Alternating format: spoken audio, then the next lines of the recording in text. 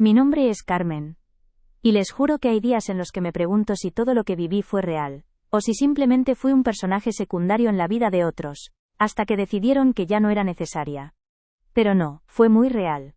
Fue un día de verano, bajo un sol de justicia, cuando mi propio exmarido, Arturo, en su flamante y ostentosa finca de las afueras, me borró de la historia de nuestras vidas, delante de la alta sociedad, y de nuestros propios hijos. Me humilló sin levantar la voz, con una copa de champán en la mano y una sonrisa de satisfacción que me heló la sangre. Aquel brindis no era solo por su éxito, era por mi desaparición, por la confirmación pública de que mi lugar, mi sacrificio, mi existencia, ya no significaban nada en su brillante nuevo mundo. El golpe fue tan certero que aún hoy, al recordarlo, siento un vacío en el estómago. ¿Se imaginan lo que es sentir que te desintegras en el aire, que te conviertes en una carga invisible que todos desean que desaparezca? Pues así me sentí, como un fantasma en mi propia historia. La fiesta era un despliegue obsceno de riqueza, de esa que Arturo siempre ansió, y que yo, con mi vida sencilla de maestra, nunca entendí del todo. Los jardines inmaculados, las fuentes de mármol, los camareros con bandejas de plata que se movían entre un mar de vestidos de alta costura y trajes a medida. Recuerdo el olor a jazmín mezclado con el perfume caro de las señoras y el humo de los puros de los caballeros. Yo, con mi modesto vestido de lino que había usado en otras ocasiones, me sentía como un mueble viejo y descolorido en un salón recién decorado. Estaba allí, sí, pero no como invitada de honor. Era más bien, una reliquia incómoda. Un recordatorio de un pasado que Arturo estaba desesperado por enterrar bajo capas de lujo y apariencias. Mi presencia era un error, una mancha en su lienzo perfecto, y cada mirada furtiva de sus amigos, de sus socios, me lo confirmaba. Me sentía fuera de lugar, como un puzzle al que le falta una pieza, pero en este caso, la pieza que sobraba era yo. Lo observé desde la distancia, con esa mezcla de curiosidad y dolor que solo el tiempo puede engendrar. Arturo, más corpulento, con el pelo cano bien peinado y una sonrisa de dientes perfectos, se movía entre la gente como un rey en su corte. A su lado, Clara, su nueva esposa, una mujer mucho más joven, rubia, alta, con una sonrisa estudiada y unos ojos que brillaban con la ambición que yo nunca tuve. La vi reírse de sus chistes, tocarle el brazo, actuar el papel de la esposa perfecta para su nueva y perfecta familia. También estaba Leo, el hijo adoptivo de Clara, un joven educado que sonreía con la misma pulcritud. Mis propios hijos Daniel y Sara estaban por allí, mezclados entre la multitud, pero siempre gravitando alrededor del epicentro de poder que era Arturo. Sentía sus miradas ocasionales hacia mí, rápidas, casi avergonzadas, como si temieran que mi sola presencia pudiera contaminar su ascenso social. La tensión era palpable e invisible para la mayoría, pero para mí, era un nudo en el pecho que se apretaba con cada minuto que pasaba. Y entonces llegó el momento. Las copas de champán tintinearon por toda la finca. Arturo, con su voz resonante, pidió silencio. Un silencio que se hizo pesado, cargado de expectación. Se irguió, tomó la copa que un camarero le ofrecía y se aclaró la garganta. Su mirada, antes tan llena de promesas, ahora barría la multitud con una arrogancia que yo no recordaba haber visto en los primeros años de nuestro matrimonio. Se detuvo un instante en Clara, le dedicó una de esas sonrisas de complicidad que duelen más que 1000 puñetazos, y luego, con una frialdad calculada, sus ojos se encontraron con los míos. Fue solo un segundo, pero en ese segundo, vi el desprecio, el olvido, y una especie de triunfo silencioso. Supe entonces que lo que iba a decir, no era solo un brindis. Era una sentencia. Una sentencia dictada por él, y que yo, la condenada, estaba obligada a presenciar con la mayor de las dignidades, para no darle el gusto de verme caer. Quiero brindar, comenzó Arturo, su voz clara y potente, por la verdadera encarnación de los valores familiares y la ambición. La copa de Clara se elevó en respuesta, sus ojos fijos en él con una adoración fingida que me dio náuseas. Por una mujer, continuó su voz subiendo de tono, que realmente entiende lo que significa construir una vida perfecta, una vida de éxito, de visión de futuro. Y al pronunciar esas últimas palabras, su mirada, la misma que un día me prometió la luna, se posó en mí. No fue una mirada de odio, ni de rabia, fue mucho peor, fue una mirada de desprecio absoluto, de indiferencia, como si yo fuera un objeto insignificante, un estorbo que había que apartar del camino. Fue en ese instante cuando entendí que no solo me estaba reemplazando, me estaba borrando, reescribiendo la historia, declarando que mi vida de sacrificio, mis años a su lado, mis sueños compartidos, no valían nada. Cada palabra de Arturo era un clavo más en el ataúd de mi pasado. Cuando dijo, la verdadera encarnación de los valores familiares, ¿qué significaba eso para mí? Que mis años cuidando de nuestros hijos, los sacrificios que hice para que él pudiera construir su imperio, el amor que puse en cada rincón de nuestro hogar, todo eso era falso. ¿Una mentira? Implicaba que Clara, con su elegancia superficial y su vida de ostentación, era la que representaba la verdadera esencia de una familia, mientras que yo, la madre de sus hijos biológicos, la que estuvo a su lado cuando no tenía nada, era solo una sombra de lo que no debía ser. Era una declaración pública de que mi papel en su ascenso, mi propia historia, era irrelevante, un estorbo que debía ser borrado y olvidado para que su nueva narrativa de éxito fuera inmaculada. La humillación era tan fría y calculada que me dejó sin aliento, como si me hubieran golpeado el pecho con un martillo invisible. El corazón se me encogió de una manera que nunca antes había experimentado. No fue un dolor agudo, sino una punzada sorda, profunda, como si una herida antigua se hubiera reabierto, y ahora sangrara sin control. Sentí mis mejillas arder pero me negué a bajar la mirada, no le daría ese gusto. Mantuve mi compostura, esbozando una sonrisa tenue, casi imperceptible, que era más una mueca de dolor que de alegría. Mis manos sin embargo se apretaban en puños a mis costados, las uñas clavándose en las palmas, una forma silenciosa de contener el grito que pugnaba por salir de mi garganta. Quería gritarle que yo era la que había estado allí cuando él no tenía un céntimo, la que había creído en él cuando nadie más lo hacía, la que había renunciado a sus propios sueños para que los suyos pudieran volar. Pero me mantuve en silencio, la dignidad como mi único escudo en medio de aquella brutal revelación. Me sentía completamente invisible, una carga que él deseaba borrar públicamente. Y lo peor no fue solo él, lo más hiriente fue la reacción de mis propios hijos. Busqué sus ojos en la multitud, desesperada por encontrar un atisbo de apoyo, de indignación, de cualquier cosa que me dijera que no estaba sola en aquel infierno. Daniel, mi primogénito, aquel por el que vendí la pequeña parcela de tierra heredada de mis padres para financiar su primera empresa, el que siempre fue mi orgullo, miraba al suelo, con la cara roja. Sara, mi pequeña artista, la que siempre fue más sensible, se había girado ligeramente, fingiendo hablar con alguien, evitando mi mirada a toda costa. No hubo un gesto, una palabra de consuelo, ni siquiera una mirada de pena. Su silencio era un eco de la traición de su padre, una confirmación de que también ellos me habían relegado a las sombras. En ese momento, sentí que la soledad me abrazaba con fuerza, una soledad profunda, helada, que me calaba hasta los huesos. Mis hijos, mis propios hijos me habían abandonado en medio de la tormenta. Aquel instante, aquel brindis humillante se grabó a fuego en mi memoria. No fue solo un momento de desprecio, fue el punto de inflexión, fue el día en que comprendí que mi vida, tal como la conocía, había terminado. Había sido descartada, no solo por mi exmarido, sino también por aquellos a quienes había dedicado cada fibra de mi ser. Me sentí como un viejo juguete olvidado en un desván, sin valor, sin propósito. La sensación de ser completamente prescindible, de haber sido utilizada y luego desechada, era abrumadora. El lujo a mi alrededor se convirtió en una jaula de oro, y yo, su prisionera, observaba cómo la vida seguía su curso, con la gente riendo y brindando, ajena a la herida abierta que se gestaba en mi pecho. Fue un despertar brutal, una bofetada de realidad que me dejó sin aliento, pero que, paradójicamente, también encendió una pequeña llama de determinación en mi interior. Y así, en medio de la opulencia y la crueldad más frías, me pregunté a mí misma, ¿qué harían ustedes en mi lugar? ¿Qué harían si se vieran borrados de su propia historia, abandonados por quienes más aman, por aquellos a quienes lo dieron todo sin pedir nada a cambio? Es una pregunta que me persigue. Les pido que escuchen mi historia hasta el final, con el corazón abierto y díganme, ¿qué habrían hecho ustedes en mi lugar en esa misma situación? Además, por favor, déjenme saber desde qué ciudad me están escuchando. Necesito sentir que no estoy sola en esto, que hay alguien más ahí fuera que entiende.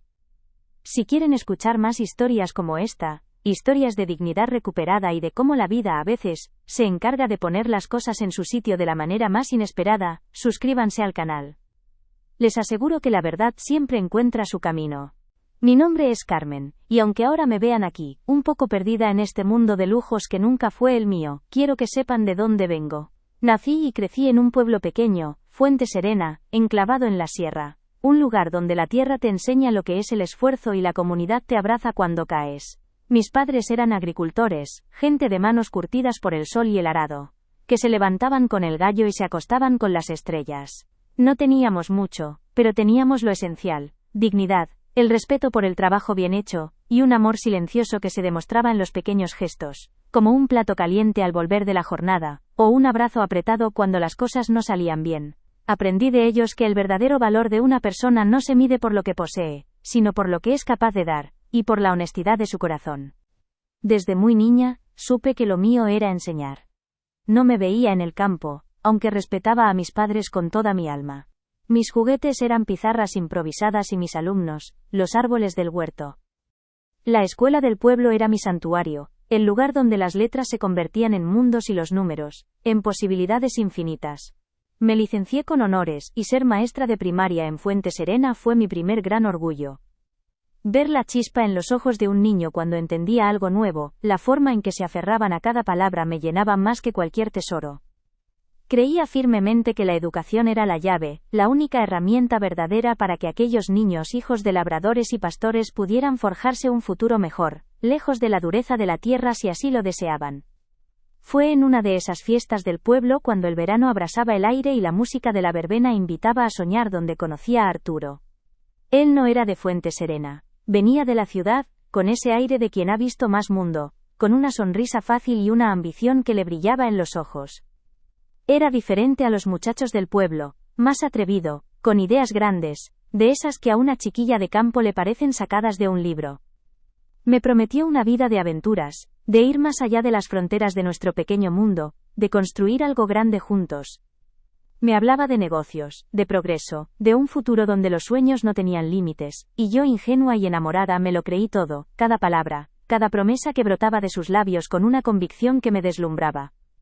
Nos casamos un otoño, con el olor a mosto en el aire y la bendición de mis padres, que aunque recelosos de su ambición desmedida, veían la felicidad en mis ojos. Los primeros años fueron de mucho trabajo y poca pompa. Vivíamos en un pisito modesto en la capital, ahorrando cada céntimo. Arturo empezaba con sus pequeños negocios, y yo, además de mi trabajo en la escuela, me encargaba de que el hogar fuera un remanso de paz y apoyo para él. Soñábamos con una casa con jardín, con ver a nuestros hijos crecer fuertes y sanos, con una vida sencilla pero llena de propósitos compartidos. Recuerdo las noches en las que con la luz apagada, hablábamos durante horas de lo que construiríamos, de cómo nuestros sacrificios de hoy se convertirían en la base de un futuro próspero para los nuestros. La llegada de Daniel fue una bendición, un terremoto dulce que puso patas arriba nuestra vida. Nunca había sentido un amor tan puro, tan incondicional. Sus primeros pasos, sus primeras palabras, cada pequeña travesura, eran un motivo de alegría y de asombro. Me desvivía por él, cada día era una oportunidad para enseñarle, para nutrir su curiosidad, para que creciera con los valores que mis padres me habían inculcado. A pesar de las estrecheces económicas, me aseguraba de que nunca le faltara un libro, un juguete de madera o un cuento antes de dormir. Su risa era la melodía que alegraba mis mañanas, y su futuro, el motor que me impulsaba a seguir adelante, a trabajar más duro, a soñar aún más grande por él.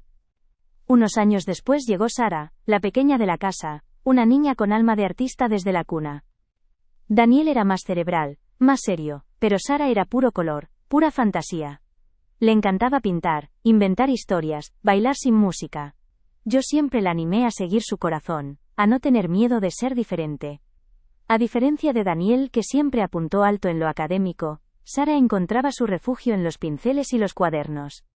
Recuerdo pasar horas sentada con ella solo observándola dibujar, asombrándome de la magia que salía de sus manos. Quería que mis hijos tuvieran todas las oportunidades que yo no había tenido, que pudieran volar tan alto como sus alas se lo permitieran, sin las limitaciones que a veces impone la vida.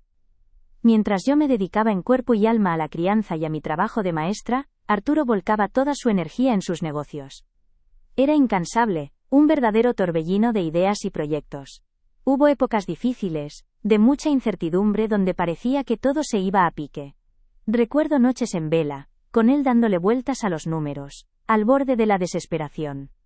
Pero yo siempre estuve allí, firme como una roca, dándole aliento, recordándole que creía en él, que juntos superaríamos cualquier obstáculo. Fui su confidente, su apoyo incondicional, la que le recordaba sus fortalezas cuando él solo veía sus debilidades. Le decía: Arturo, tú puedes con esto y más. No te rindas. Nuestro futuro está en tus manos, y yo estoy aquí, contigo, para lo que necesites. Para llegar a fin de mes y, sobre todo, para que a nuestros hijos no les faltara de nada, empecé a dar clases particulares por las tardes después de mi jornada en la escuela. A veces llegaba a casa agotada, con la cabeza zumbando de tanto explicar fracciones o conjugar verbos, pero la imagen de Daniel necesitando un nuevo libro, o Sara pidiendo lápices de colores, me daba fuerzas para seguir. Renuncié a mis tardes de descanso, a mis paseos por el parque, a las pocas aficiones que tenía. Mi tiempo libre se convirtió en horas extras, en pequeñas monedas que sumaban para el bienestar de mi familia. No me quejaba, lo hacía con el corazón en la mano, convencida de que cada gota de sudor era una inversión en la felicidad y el futuro de mis pequeños. Los domingos, mientras otros descansaban, yo me sentaba frente a mi vieja máquina de coser. La tela era cara, así que aprendí a remendar, a transformar, a hacer que la ropa durara más y pareciera nueva. Cosía los vestidos de Sara, los pantalones de Daniel, incluso las camisas de Arturo. Recuerdo con cariño las veces que Sara se probaba un vestido recién hecho, y daba vueltas frente al espejo, feliz. Esos momentos valían más que cualquier lujo. Era una forma de amor, de cuidado, de asegurar que mis hijos siempre estuvieran presentables, sin importar lo ajustado que fuera nuestro presupuesto. Cada puntada era un acto de dedicación, un susurro de mi amor por ellos, una manera silenciosa de decirles que siempre serían mi prioridad. Siempre tuve un sueño, uno muy mío que guardaba en un rinconcito del corazón: abrir una pequeña biblioteca comunitaria en Fuente Serena. Un lugar donde los libros volaran de mano en mano, donde los vecinos pudieran reunirse, aprender, compartir historias. Pero ese sueño quedó guardado, empolvándose en el cajón de las ilusiones postergadas, mientras la vida de Arturo y nuestros hijos tomaba el centro del escenario. No me arrepiento, lo juro. Cada sacrificio lo hice con la convicción de que era lo correcto, lo necesario para ellos. Pero, a veces, muy de vez en cuando, me encontraba mirando viejos planos o pensando en la disposición de los estantes, y una punzada de melancolía me recordaba lo que había dejado atrás. Cuando Daniel llegó a la edad de ir a la universidad, Arturo y yo sabíamos que sería un desafío económico inmenso. Él quería estudiar una carrera de prestigio, de esas que abren puertas en el mundo de los negocios. Y eso significaba trasladarse a una ciudad más grande, pagar matrículas, manutención. Arturo estaba empezando a despuntar, pero sus ingresos aún eran inestables. Fue entonces cuando mi mente se fue a la pequeña parcela de tierra que había heredado de mis padres, un trozo de campo en Fuente Serena, con algunos olivos viejos y un pequeño manantial. Era mi herencia, un símbolo de mis raíces, de mi historia familiar. Había sido de mis abuelos, de mis bisabuelos. Venderla era como vender una parte de mi alma, pero no dudé. Sara, por su parte, nunca fue de las que seguían el camino trillado. Quería estudiar Bellas Artes, una carrera que, en aquel entonces, muchos consideraban una excentricidad, algo poco práctico. Pero yo veía el brillo en sus ojos cuando hablaba de Van Gogh, o de Goya, la forma en que se perdía en un lienzo. Arturo era más escéptico, prefería algo con futuro, pero yo insistí. Le decía: Arturo, el futuro de Sara está en sus manos, en su talento. Hay que apoyarla, aunque no lo entendamos del todo. Así que, con lo poco que nos quedaba tras lo de Daniel, y con mis clases particulares a destajo, me aseguré de que Sara tuviera sus materiales, sus cursos, sus oportunidades. Quería que ella supiera que su pasión era válida, que su arte era importante. La parcela en Fuente Serena no era solo tierra, era memoria. Un puñado de hectáreas donde mis padres me enseñaron a distinguir el trigo de la cebada, a respetar los ciclos de la naturaleza. Allí jugué de niña, allí me contaron historias mis abuelos bajo la sombra de los olivos centenarios. Era un pedazo de mí, un ancla con mi pasado, un refugio al que siempre podía volver, al menos en mi mente. Mis padres me la dejaron con la condición de que la cuidara, de que no la vendiera a menos que fuera absolutamente necesario, que fuera para algo que realmente valiera la pena, algo que cambiara el destino de nuestra familia para bien. Y en ese momento, el futuro de Daniel era todo lo que valía la pena. La decisión de venderla no fue fácil. Cada noche le daba vueltas en la cama, el corazón encogido. ¿Estaba traicionando la memoria de mis padres? ¿Estaba renunciando a una parte de mi identidad? Pero luego miraba a Daniel, tan ilusionado con su plaza en la universidad, tan lleno de promesas, y sabía que era lo correcto. Hablé con Arturo, le expliqué mis planes. Él, aunque sorprendido por mi determinación, lo aceptó. Es un gran sacrificio, Carmen, me dijo. Pero sé que Daniel lo aprovechará. Y así, con el nudo en la garganta, puse en venta lo que era más que una simple tierra. Era mi historia, mi legado familiar, mi último vínculo tangible con una vida más simple y honesta. Recuerdo el día en que firmamos los papeles en la notaría. El sol se colaba por la ventana, pero yo sentía un frío glacial por dentro. La pluma pesaba 1 tonelada en mi mano al firmar la cesión. Las lágrimas pugnaban por salir, pero me contuve. No quería que Arturo ni el comprador vieran mi dolor. Era un acto de fe. Un salto al vacío por el futuro de mi hijo. Con ese dinero Daniel pudo matricularse, comprar sus primeros libros, instalarse en la ciudad. Cada recibo que él me mostraba, cada buena nota, cada relato de sus progresos, era un bálsamo para esa herida, una confirmación de que mi sacrificio no había sido en vano. Creía en él, en su potencial, en todo lo que podía lograr.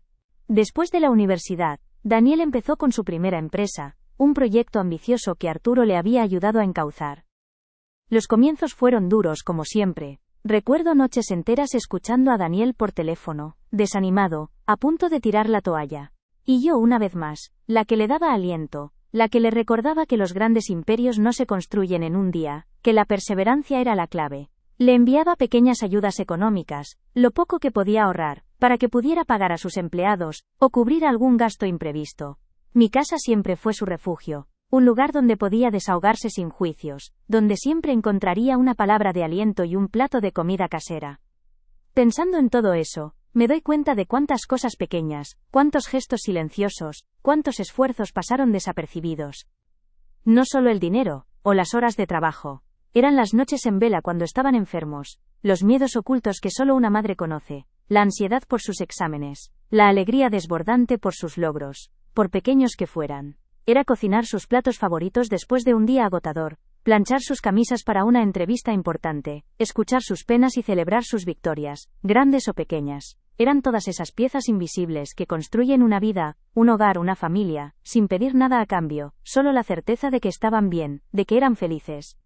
Poco a poco, casi sin darme cuenta, las promesas de Arturo, aquellas que me hizo bajo la luz de la luna en Fuente Serena, empezaron a desvanecerse como humo. A medida que su fortuna crecía, también lo hacía la distancia entre nosotros. La ambición que tanto admiré en él, se transformó en una obsesión por el estatus, por las apariencias. Nuestras conversaciones se hicieron más escasas, más superficiales. Yo seguía siendo la maestra sencilla, la mujer de siempre, y él, el empresario exitoso que empezaba a mirar hacia otros círculos, hacia otras vidas que parecían más brillantes, más acordes con su nueva realidad. Me sentía como un libro viejo en una biblioteca moderna, un objeto que ya no encajaba en su nueva y reluciente estantería. Aún conservo, guardada en el fondo de un cajón, una foto descolorida de nuestra boda. Arturo, joven y apuesto, con esa sonrisa que me conquistó. Yo, con mi vestido de encaje sencillo y los ojos llenos de esperanza. Esa foto es un recordatorio silencioso de todo lo que prometimos, de la vida que juramos construir juntos, de los sueños compartidos que ahora me parecen tan lejanos, casi irreales. Es el testimonio mudo de una promesa rota, de un futuro que Arturo desechó por la riqueza y el estatus.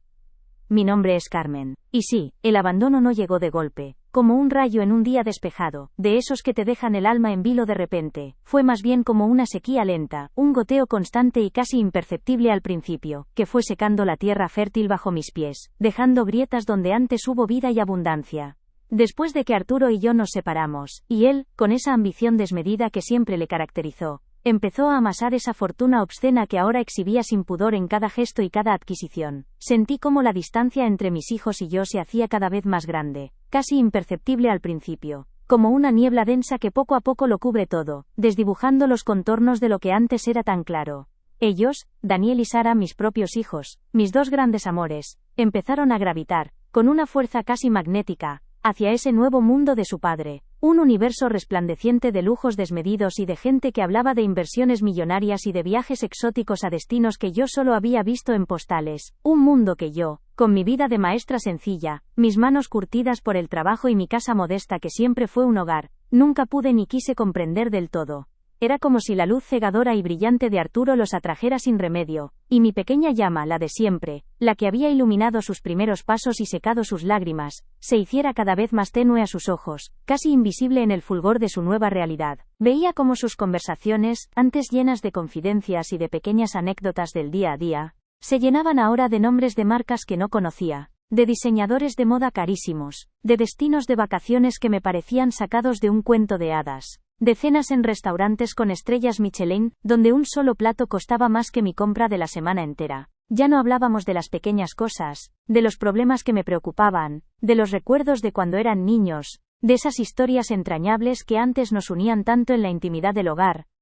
Ahora, sus temas giraban en torno a los nuevos negocios de Arturo, a las fiestas exclusivas que organizaba en su finca, a la gente importante que conocían gracias a él, a los contactos que sumaban a su lista. Era como si mi vida, la que les había dado con tanto esfuerzo y sacrificio, se hubiera vuelto insignificante, algo de lo que apenas valía la pena hablar en su nuevo y reluciente horizonte. Recuerdo una vez que Daniel, con un entusiasmo que no le había visto en años, me contó sobre una galería de arte moderno que había visitado con su padre, llena de esculturas abstractas y cuadros que no entendía, y cómo Sara, interrumpiéndole sin pudor, le cortó para hablar de la última colección de un diseñador de moda de renombre que había visto en una revista de lujo, con precios desorbitados. Yo intenté comentar algo sobre un libro que había leído, una novela de esas que te hacen pensar, o una exposición de pintura clásica que me había gustado en el museo local, pero mis palabras se perdieron en el aire, sin que nadie les prestara atención real, como si fueran un murmullo sin importancia. Se miraban entre ellos, con esa complicidad de quienes comparten un secreto o un código que yo no entendía, un lenguaje exclusivo de su nuevo estatus. Me sentía como una intrusa en mi propia familia, una reliquia de un tiempo que ellos querían dejar atrás, una pieza que no encajaba en el engranaje de su nueva y sofisticada existencia. Y luego estaba Leonor, la mujer de Daniel, la que entró en la familia como un soplo de aire fresco pero que pronto se convirtió en un viento helado. Desde el primer día que la conocí, sentí que algo no encajaba entre nosotras, que había una fricción silenciosa que no lograba descifrar. Era una mujer elegante, siempre impecablemente vestida, con unos trajes de marca que gritaban dinero y una sonrisa que no le llegaba a los ojos, una sonrisa de compromiso, de... Mi nombre es Carmen. Y aunque para ellos yo fuera solo la maestra, la mujer de la casa, la que planchaba y cocinaba, la que renunciaba a todo por los suyos, siempre hubo algo más en mí. Ellos, con su mirada de superioridad, con su ambición desmedida y su obsesión por lo material, nunca vieron más allá de lo que querían ver. Me creyeron simple, predecible, una pieza más en su tablero de ajedrez, fácil de mover, y llegado el momento de desechar. Pero lo que no sabían, lo que jamás se imaginaron, es que mientras ellos construían sus castillos de arena con el dinero de Arturo, yo, en silencio, con paciencia de hormiga y la astucia que solo da la vida, había estado construyendo mi propia fortaleza, un refugio inexpugnable, un secreto que guardé bajo 7 llaves, no por avaricia, sino por pura y llana precaución. No hablo de cuentas bancarias llenas de ceros, de esas que tanto les obsesionaban a ellos, ni de inversiones en bolsa que subían y bajaban como la espuma. Lo mío era diferente, mucho más profundo y arraigado, algo que para ellos carecía de valor real, porque no se podía exhibir en fiestas ni presumir en reuniones de negocios. Desde que era una jovencita, cuando empecé a ganar mi primer sueldo como maestra en Fuente Serena, y sobre todo con los primeros ingresos que saqué de esa pequeña parcela de tierra que heredé de mis padres, mucho antes de que se la diera a Daniel para su empresa, empecé a invertir, pero no como lo haría cualquiera. Mi pasión, mi verdadera pasión, siempre fue la historia, el arte, los libros, las cosas que guardan un alma, una historia. Así fue como, poco a poco, con cada céntimo que podía ahorrar de mi modesto sueldo, y con la disciplina de quien sabe que cada pequeña semilla puede germinar en un gran árbol, empecé a adquirir antigüedades raras y sobre todo, libros de primera edición. No era una forma de acumular riqueza, no en el sentido que ellos entendían. Era mi rebeldía silenciosa contra el materialismo que veía crecer en Arturo, una forma de decirme a mí misma que había otros valores, otras formas de construir un futuro, que la verdadera riqueza no estaba en el brillo de lo nuevo sino en la sabiduría y la belleza de lo antiguo, en el conocimiento que se guarda entre las páginas de un libro centenario. Era un hobby sí, pero un hobby llevado con una meticulosidad y una discreción que solo yo entendía. Cada pieza, cada libro, era elegido con mimo, con estudio, con el ojo de quien ama lo que hace, y lo valora por su esencia, no por su precio en el mercado. Nadie lo sabía. Mis hijos me veían siempre con mis libros de texto, corrigiendo exámenes o cosiendo ropa, y Arturo, bueno, Arturo solo veía números y contratos. Para ellos, yo era la mujer práctica, la de los pies en la tierra, la que no tenía grandes aspiraciones más allá del bienestar familiar. Y esa percepción, esa subestimación, fue mi mejor disfraz, mi escudo más efectivo, permitiéndome construir mi propio universo sin que nadie sospechara lo más mínimo. Ese colchón económico que fui creando no era para comprarme joyas ni para irme de viaje. Era una salvaguarda, un seguro de vida silencioso. Una promesa a mí misma de que, pasara lo que pasara, nunca estaría a merced de nadie, que mi dignidad no dependería de la caridad o la buena voluntad de otros. Veía cómo Arturo se obsesionaba con el dinero, cómo el poder lo cambiaba, y cómo mis hijos poco a poco se dejaban arrastrar por ese mismo torbellino de ambición. Y mientras ellos perseguían fortunas externas, yo construía una interna, una que nadie podría quitarme, que nadie podría depreciar, porque su valor no era solo monetario, sino también emocional e histórico. Y luego, años más tarde, la vida me dio una de esas sorpresas que solo el destino puede orquestar. Recuerdo a la señora Emilia, una anciana excéntrica y adinerada a la que había dado clases particulares en su juventud, cuando ella era una niña y yo una maestra recién salida de la escuela. No tenía herederos, y siempre tuvo un cariño especial por mí, por mi sencillez, por mi amor por los libros. Un día, me llamó y me dijo que me había legado una porción de su vasta y no catalogada colección de libros raros, con la estricta condición de absoluta discreción hasta que yo decidiera revelarla. Fue un acto de fe de su parte, un regalo que trascendía el valor material, y yo por supuesto honré su voluntad con el mismo respeto con el que me había tratado siempre. Esa condición de discreción era una bendición disfrazada. Me permitió seguir guardando mi secreto, sin levantar sospechas, sin que la ambición de Arturo o de mis hijos pudiera siquiera vislumbrar lo que tenía.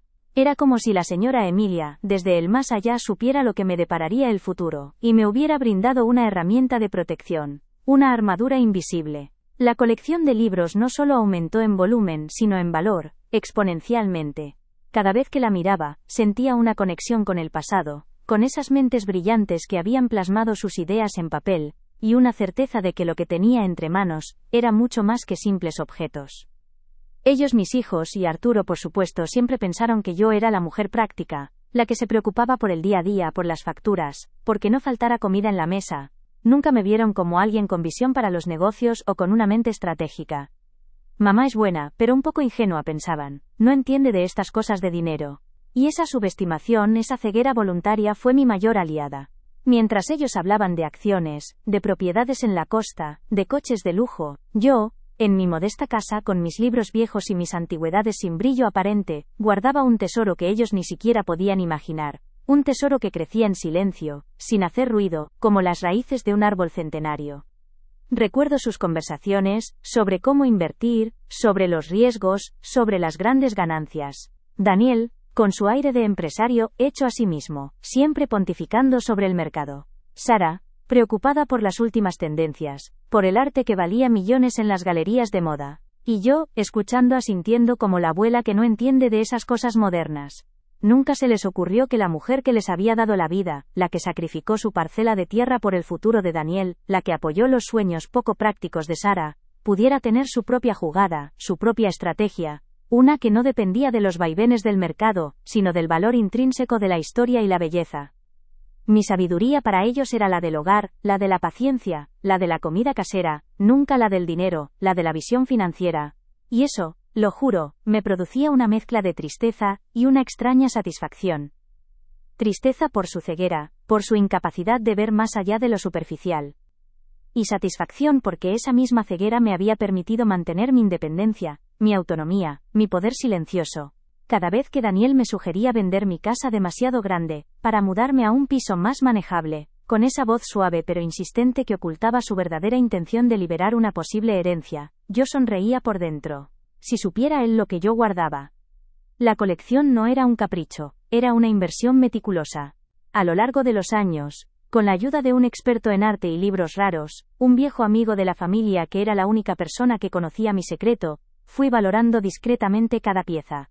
Y el resultado, cada vez que me hacía un nuevo informe, me dejaba sin aliento. Lo que empezó como un pequeño colchón, una precaución, se había convertido en una fortuna que superaba con creces todo lo que Arturo había amasado en sus primeros años. Incluía varios artefactos históricos únicos, manuscritos antiguos y joyas literarias que eran imposibles de encontrar en el mercado. para que se hagan una idea, para que entiendan la magnitud de lo que les hablo, esa colección que guardaba en silencio bajo llave, en una habitación discreta de mi casa, esa colección que ellos nunca se molestaron en mirar con atención, que consideraban trastos viejos, esa colección, a día de hoy, tiene un valor asombroso. Entre libros, manuscritos, mapas antiguos y algunos objetos de arte que me dejó la señora Emilia, estamos hablando de una cifra que oscila entre los 3,5 millones y los 5 millones de euros. Sí, lo han oído bien. Millones. Mientras ellos se desvivían por cada céntimo de la herencia de Arturo, yo ya tenía mi propia fortuna, forjada con paciencia, con sabiduría, con el amor por algo que va más allá del simple dinero. Es la ironía más grande de mi vida. Ellos, tan ambiciosos, tan obsesionados con la riqueza, tan convencidos de que el dinero era la única medida del éxito, nunca vieron la verdadera riqueza que estaba justo debajo de sus narices, en la casa de su madre, en los objetos que ellos consideraban viejos y sin valor. Creían que el éxito de Arturo era el único éxito posible, el único camino a seguir. Y yo, la que ellos creían que no entendía de negocios, la que solo sabía de libros y de tareas del hogar, había construido un imperio silencioso, un legado que no dependía de la especulación, sino de la historia, del arte, de la cultura. Esa fortuna, ese secreto me dio una fuerza interior que nadie podía arrebatarme. Me permitió mantener mi dignidad en cada humillación, en cada desprecio, en cada mirada de lástima o de desinterés. Cuando Arturo levantó su copa en aquella fiesta, borrándome de la historia, y mis hijos bajaron la mirada, avergonzados de mi presencia, yo sentí el golpe, sí. Pero también sentí la certeza de que su poder sobre mí era ilusorio. Ellos creían que me tenían acorralada, que era una carga o una reliquia, pero la verdad era que yo tenía la llave de mi propia libertad, de mi propio futuro, y que esa llave era mucho más valiosa que todo el oro que ellos pudieran acumular. La humillación pública en la fiesta de Arturo no fue el final de Carmen, sino el principio. Fue el momento en que esa llama de determinación que se encendió en mi interior se convirtió en un fuego. El desprecio de sus palabras, la indiferencia de mis hijos, todo eso solidificó mi propósito. Ya no era solo una precaución, un seguro. Ahora era una herramienta, una palanca para la justicia. No una justicia de venganza, no, eso no va conmigo, sino una justicia de dignidad, de recuperar lo que siempre fui, y lo que siempre valí.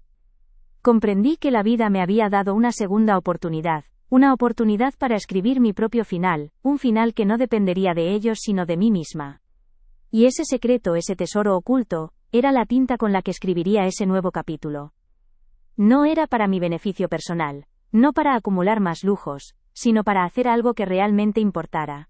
Algo que honrara mis valores, los valores que mis padres me inculcaron y que ellos, mis hijos y Arturo, habían olvidado por completo en su carrera desenfrenada hacia la riqueza y el estatus. Este secreto no es solo dinero, es mi historia, mi resiliencia, mi capacidad de ver más allá de lo obvio, de valorar lo que realmente importa. Es la prueba de que la verdadera fuerza no siempre grita, a veces susurra, se construye en silencio, con paciencia y con la convicción de que hay cosas más importantes que el brillo efímero de lo material. Es la demostración de que mientras ellos me subestimaban, pensando que mi mundo era pequeño y limitado, yo estaba cultivando un jardín secreto, uno lleno de tesoros que ellos, con toda su riqueza, jamás podrían comprar ni entender. Lo que van a ver ahora, lo que va a ocurrir, no es un acto de confrontación ni de rencor, es un acto de amor propio, de recuperación. Es la prueba de que a veces, la justicia llega de la manera más silenciosa, más inesperada, y que la dignidad, cuando se pierde, se puede recuperar con la misma astucia con la que se perdió. Este secreto no lo guardé para castigarles, sino para protegerme, y ahora, para construir algo que tenga un verdadero legado, un legado que ellos, con toda su fortuna, nunca podrán igualar. Porque mientras ellos me veían como la mujer que ya no encajaba en su mundo de opulencia, la que estaba fuera de lugar, yo ya estaba planeando mi siguiente movimiento, un movimiento que los dejaría sin palabras, un movimiento que no buscaría su aprobación, sino mi propia paz. La humillación que me infligieron fue el catalizador, el empujón que necesitaba para desenterrar este secreto y usarlo para un propósito mayor, un propósito que honraría mi vida, mis sacrificios y sobre todo, mis verdaderos valores. Ellos creyeron que me habían borrado de la historia, pero no sabían que yo tenía mi propia pluma, y que la tinta con la que escribiría mi verdadero final era mucho más valiosa y profunda de lo que jamás podrían haber imaginado. Este es el momento en que la maestra sencilla, la mujer que siempre estuvo en las sombras, decide salir a la luz, pero no para reclamar su lugar en la historia de ellos, sino para construir una nueva, una que fuera completamente mía, y donde la dignidad fuera el cimiento más sólido. El día de la fiesta de Arturo, bajo aquel sol de justicia que parecía querer quemarme el alma, algo se rompió por dentro, sí, pero al mismo tiempo, algo se recompuso con una fuerza que no creí que aún tuviera, una fuerza forjada en años de paciencia y de observación silenciosa. La humillación pública, las palabras heladas de mi exmarido que resonaron en aquel jardín suntuoso, el desprecio en su mirada que me atravesó como un cuchillo, y peor aún, la indiferencia, la cobardía evidente de mis propios hijos, que desviaron la mirada como si mi presencia les quemara, no me doblegaron.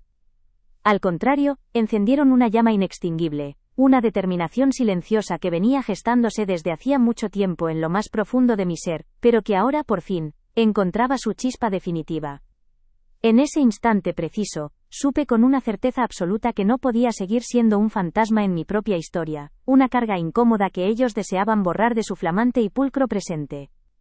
Mi dignidad, mi valía como persona no podían depender de su reconocimiento superficial ni de la fortuna que tanto les obsesionaba y que exhibían con tal descaro, sino de la verdad intrínseca de mi propio ser, de los valores auténticos que siempre me definieron y que ellos, en su ceguera por el lujo, habían olvidado por completo en su carrera desenfrenada hacia la riqueza material y el estatus social. Comprendí con una claridad dolorosa, casi brutal, que la vida, en su infinita ironía, me estaba dando una segunda, y quizás última, oportunidad para reescribir mi propio final, un desenlace que no estaría dictado por el abandono cruel o la traición de quienes más amé, sino por mi propia voluntad inquebrantable, y mis propias manos, que siempre supieron construir, ese secreto que había guardado con tanto celo durante años, esa colección de libros raros y antigüedades que para ellos eran solo trastos viejos, piezas sin valor real. Se reveló ante mí no solo como un colchón económico que me ofrecía seguridad, sino como la herramienta precisa, la palanca estratégica que necesitaba para forjar una justicia diferente,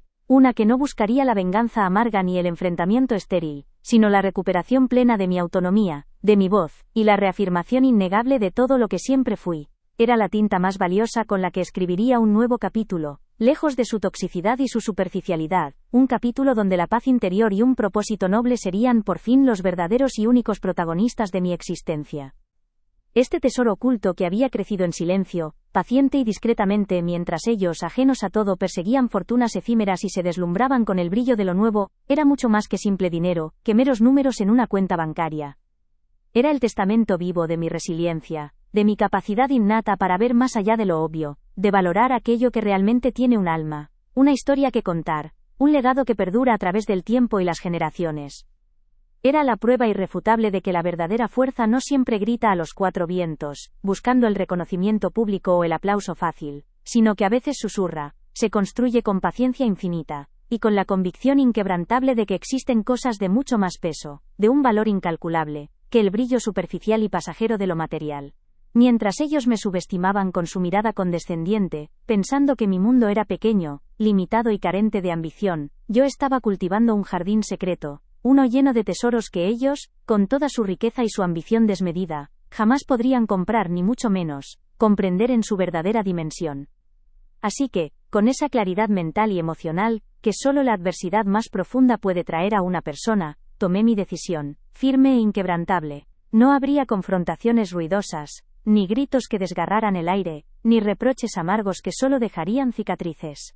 Mi justicia, lo sabía, sería silenciosa, estratégica hasta el último detalle y sobre todo, profundamente digna, tal como había sido mi vida entera, una vida tejida con hilos de sacrificio y de entrega desinteresada. Decidí liquidar los activos más valiosos de mi colección, aquellos que el experto de confianza, mi viejo amigo de la familia, había valorado en cifras que a mí misma me costaba asimilar, cifras que superaban con creces todo lo que Arturo había amasado en sus primeros años de fulgurante éxito.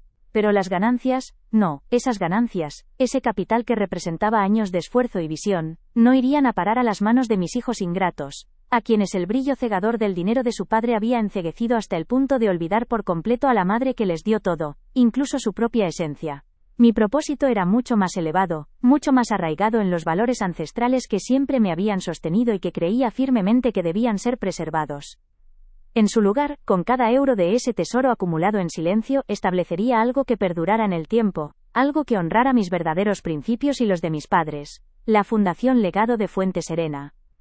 Sería una entidad robusta, dedicada con pasión a financiar las artes locales en mi humilde pueblo natal, ese lugar que me vio nacer y crecer, que me enseñó el valor de la tierra y la comunidad.